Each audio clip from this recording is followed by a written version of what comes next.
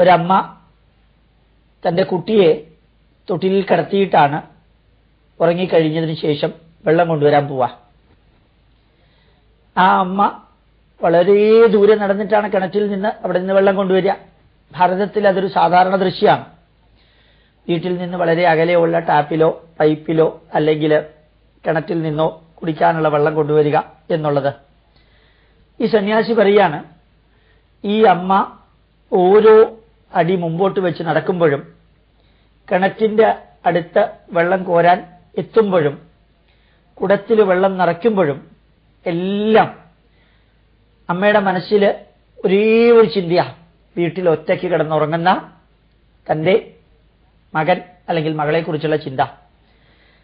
ആ അമ്മയുടെ അടുത്ത് ആരെങ്കിലും എന്തെങ്കിലും സംസാരിക്കാൻ വന്നാൽ അമ്മ ഉടനെ പറയും, എന്റെ കുട്ടി ഒറ്റയ്ക്കാ വീട്ടില്, എനിക്ക് ഉടനെ പോകണം. വേറെ ആരെങ്കിലും ചായ കുടിക്കാനോ ഭക്ഷണം നൽകാനോ വേറെ എന്തിനെങ്കിലും വിളിച്ചാലും പറയും, അതൊന്നും എനിക്ക് ഇപ്പോ സ്വീകരിക്കാൻ സാധ്യമല്ല, എന്റെ കുട്ടി ഒറ്റയ്ക്കാണ് വീട്ടിലുള്ളത്. അപ്പൊ അമ്മ പല കാര്യങ്ങൾ ചെയ്യുമ്പോഴും നടക്കുമ്പോഴും അല്ലെങ്കിൽ പലരും അമ്മയെ വിളിക്കുമ്പോഴും പലരും അമ്മയോട് സംശയങ്ങൾ ചോദിക്കുമ്പോഴും കാര്യങ്ങൾ ഗ്രഹിക്കുമ്പോഴും സംസാരിക്കുമ്പോഴും എല്ലാം അമ്മയുടെ മനസ്സ് പൂർണ്ണമായിട്ടും കുട്ടിയിലാണ്. ഇതിനെയാണ് മനസ്സ് ഉറപ്പിക്കുക എന്ന് പറയുന്നത്. അമ്മ മനസ്സ് എവിടെയാ ഉറപ്പിച്ചത്? തൊട്ടിലിൽ കിടന്ന് ഉറങ്ങുന്ന, ഒറ്റയ്ക്ക് ഉറങ്ങുന്ന കുട്ടിയെക്കുറിച്ച് മാത്രമാണ് അമ്മയുടെ മനസ്സ് നിറഞ്ഞിരിക്കുന്നത്.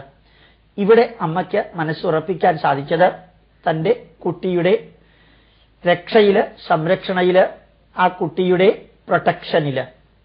അതാണ് നമ്മളുടെ മനസ്സ് ഉറപ്പിച്ചു നിർത്തുക എന്ന് പറഞ്ഞാൽ.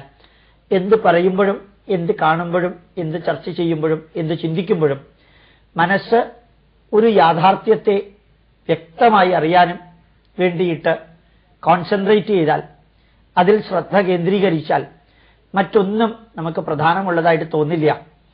ജീവിതത്തിൽ വളരെ വിരളമായിട്ട് ഇങ്ങനൊരു ആവശ്യം ഉണ്ടാവുള്ളൂ. ആ ഉണ്ടാകുന്ന സന്ദർഭത്തിൽ ശ്രദ്ധ കേന്ദ്രീകരിക്കാൻ നമുക്ക് സാധിക്കണം.